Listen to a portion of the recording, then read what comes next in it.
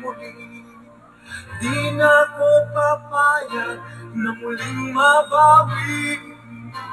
Ating kalayaan kay tagal na nating bitin. Di na papayagang mabawi muli. Magkakapit-pisig, libo-libong tao. Kay sarap pala maging Pilipino. Sama-sama iisa ang hati-hati. Kailanman di na maaalitin ang mga Pilipino sa mundo. Mapayapa para ang pagbabago. Katotohanan, kalayaan, kagalugan ay kayang makamit na walang kahas. Basta't magkaisa tayong lahat. Sama-sama tayong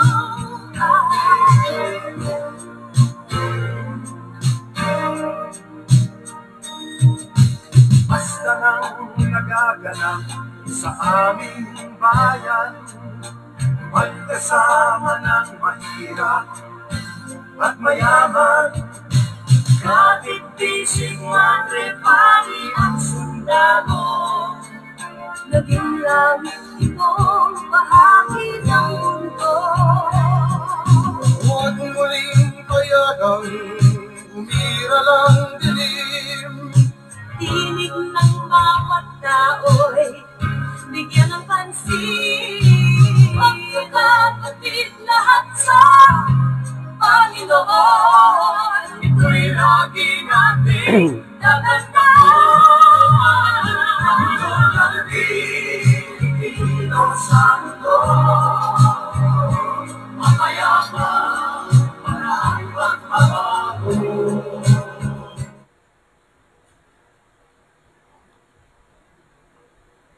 Magandang araw sa inyo mga bossing. Ngayon ay pag-usapan natin ang nalalapit na pagtitipon ng Iglesia ni Cristo.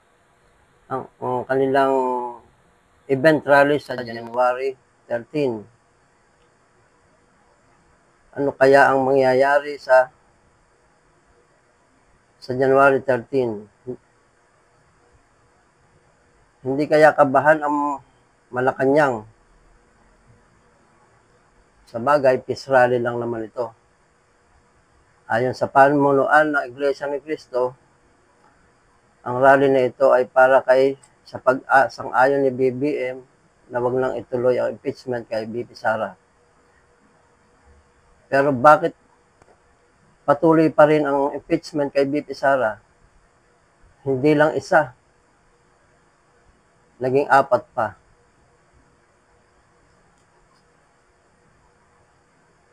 Pati mga pari, mga makakaliwa ay nag-file ng impeachment laban sa Vice President. Siguro, kanya itinuloy ng Iglesia ni Cristo ang kanilang pagtitipon dahil sa hindi pagtupad ng Pangulo. Sana maging mapayapa ang rallying ito. Kung sasamahan ito ng ibang grupo, baka matuluyan ang mga nasa Malacanang. Baka naman nakaimpake na ang ating Pangulo. Baka matulad nga siya sa kanyang ama. Katulad na sinasabi ni Pangulong Rodrigo Duterte na baka masunod siya sa yapak ng kanyang ama.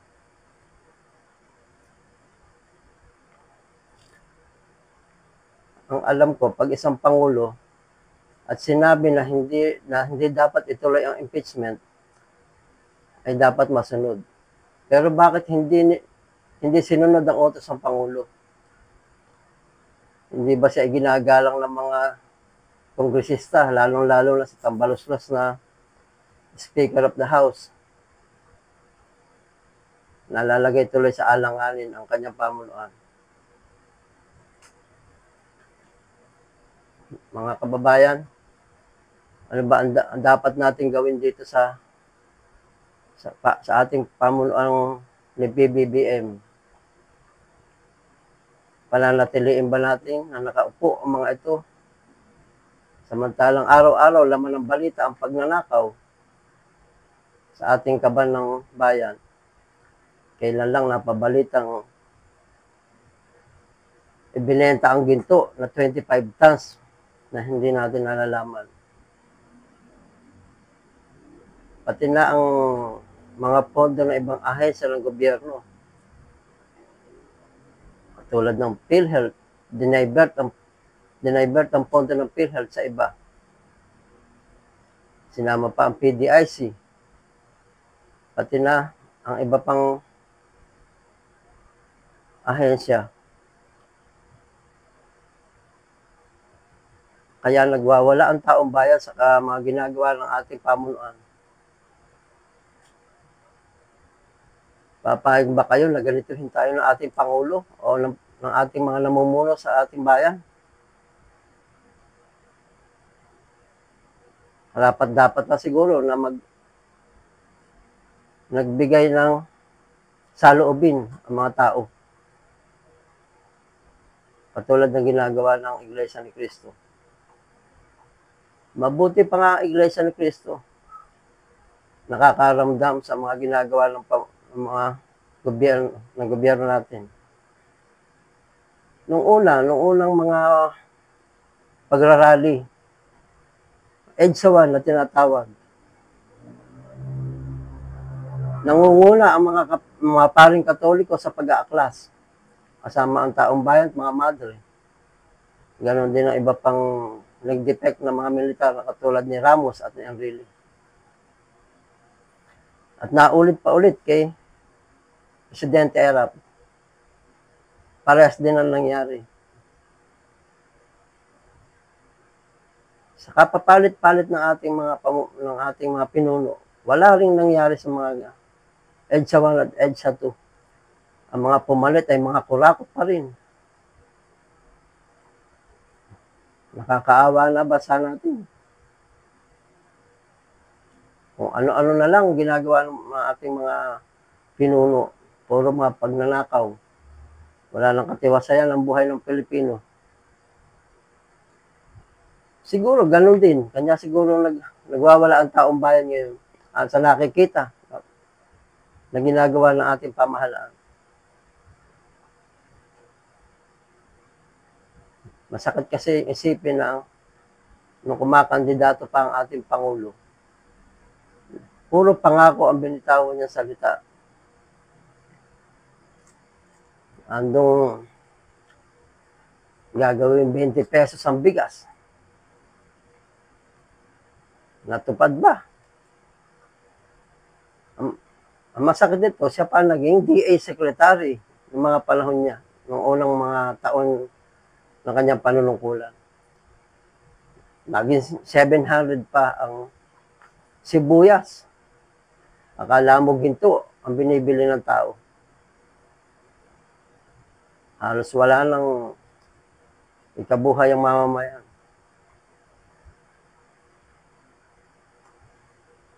Lalo na ngayon, lalo nagiging magulo. Ayaw nilang tigilan kasi si BP Sara na kaya impeach na nagiging dahilan ng pag-aaklas ng tao. Hindi na nahiya ang mga nasa Kongreso. Lalo na si Congressman Castro na siya ang dapat ipakulong dahil siya may kaso at convicted pa. Siya pang may lakas na loob na magpakulong ng mga tao wala namang kasalanan. Hindi na nahiya ang babaeng ito. Pati na yung mga kasama niyang makakaliwa.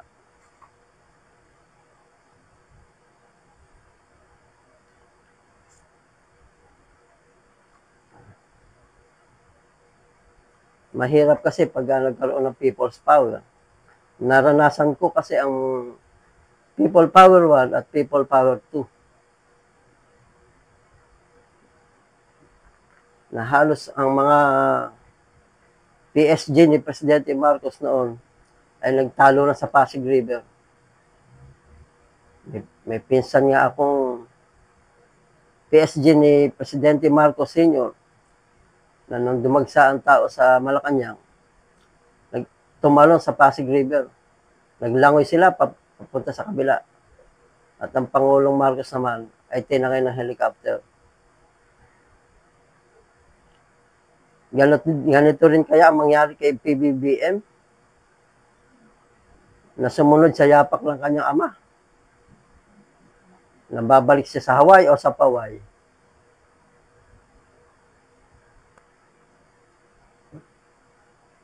Sana wag naman mangyari.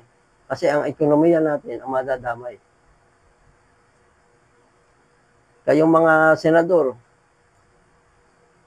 kongresista, dapat tigilan nyo na ang ka-impeach kay Sara. Dahil wala namang mangyayaring mabuti sa bayan natin.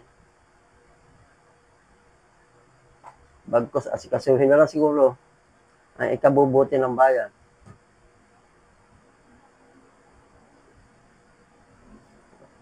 Wala kasing ginagawa yung ibang kasamahan ninyo, kundi inisip ang kapangyarihan, karangyaan sa buhay. Hindi na inisip ang bayan, pati mamayan.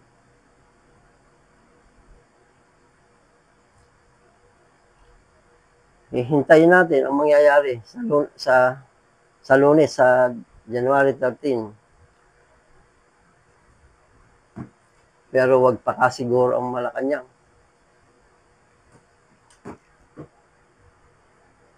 Baka samahan pa ng iba't ibang grupo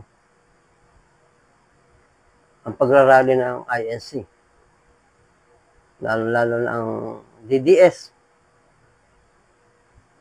Naman lahat ng mga Duterte. Ang KOJC na nilosob ng mga militar sa pamunuan ni Apollo Kibuloy. Pati na rin yung mga katutubo sa Mindanao, nag-aaklas na rin, pumupunta na rin ng Maynila. Dahil hindi nila gusto ang mga ginagawa ng pamahalaan natin.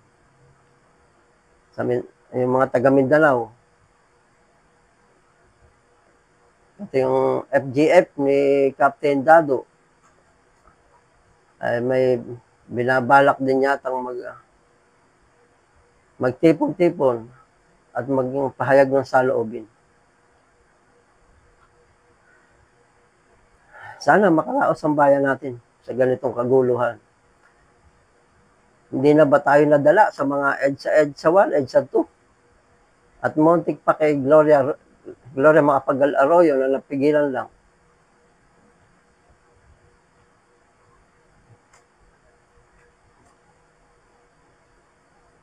Paano natin haharapin ang bukas? Sana kung matutuloy ang EDSA 3, ang papalit na pamumuno, siguraduhin na maging matuwid ang mga mamamahala sa pamahalaan. Tanggalin lahat ng mga korupsyon. Walang habas na pagnanakaw sa kabalang bayan. Lalo-lalo na yung mga pondo na napilit nilang ninanakaw at itinatago sa taong bayan.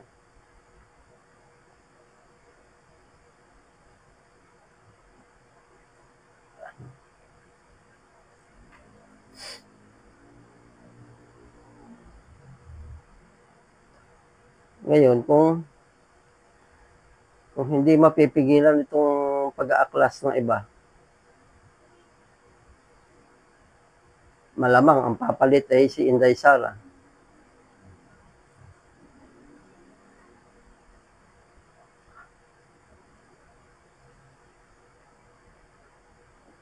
Mahal naming BP Sara, kung sakali man na ikaw ay pumalit at mangyari ang people power ulit,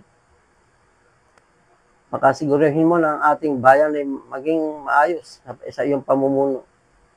Dahil sawang-sawa na tayo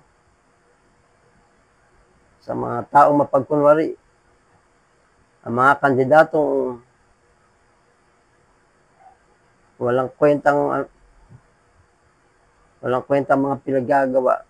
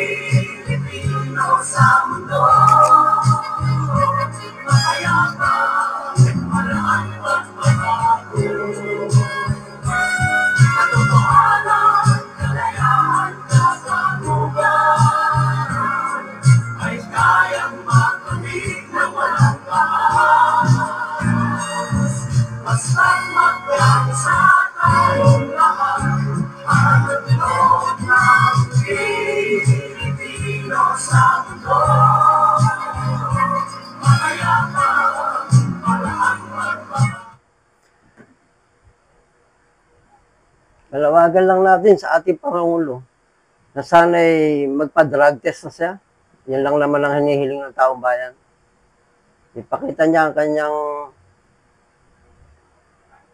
na siya ay mamumuno ng mabuti sa atin.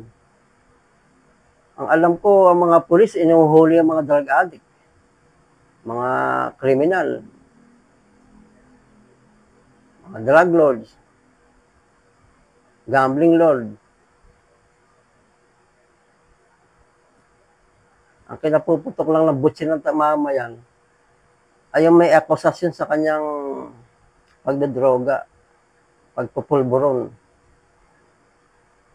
na hanggang ngayon ay hindi siya nagpapa-drug test o kaya hair follicle. Kung ito ay magagawa ng PBBM at mapapatunayan niyang wala siyang, na hindi siya gumagamit ng pinagbabawal na gamot, tatahimik na siguro bayan natin. Kailan mo kaya gagawin ito, mahal namin Pangulo? Yan lang naman ang hinihintay ng taong bayan. Ang resulta na yung pagdadrug test. Para maniwala kami na diretso ang iyong pamumuno sa bayan na ito. Sa isang pamilya, pag may isang drugista, malamang masira ang buhay ng pamilya. Andong mabebenta ang kanyang mga gamit. At hindi lang yun. Apektado ang lahat ng sambahayan. Ganon din siguro sa atin. Pag ang pinuno natin gumagamit na pinagbabawal na gamot, walang matinong desisyon yan. Saan kukuha ng desisyon yan kung laging bangag ang isipan? Hindi tayo matatahimik. Ang alam ko sa mga ganyang mga gumagamit na pinagbabawal na gamot, araw-araw yan. Walang iniisip yan kung hindi magbisyo. Walang iniisip na mabuti sa kapwa. Paalala ko lang sa mga magrarally sa January 13, sana maging mapayapa ang inyong paghayag ng inyong damdamin. Yung ibang mga grupong sasali,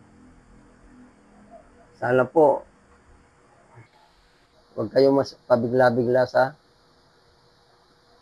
inyong pagpapahayag. Dahil nakasalalay sa inyo ang kinabukasan din ng bayan.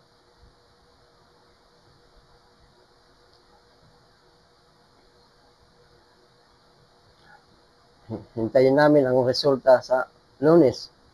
Lalo na PBBM. Dapat tutukan mo ang ating mamamayan, ang kanilang pagpapahayag ng kanilang saloobin sa January 13. Kung ano ang mangyayari. Siguro magbalot-balot ka na. At ihanda mo na rin yung mga helicopter na magdadala sa iyo sa pupuntahan mo. Dahil baka dumagsa ang mga tao, lumusod sa Malacanang. Hindi naman natin kayang pigilin yan. Dahil pag nagagalit na ang taong bayan, wala na talaga iniisip yan kung hindi tanggalin ang namumuno sa ating pamahalaan.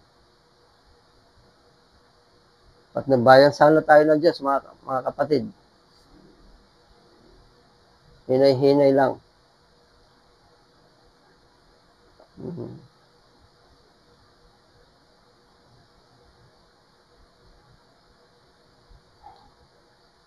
Sana po,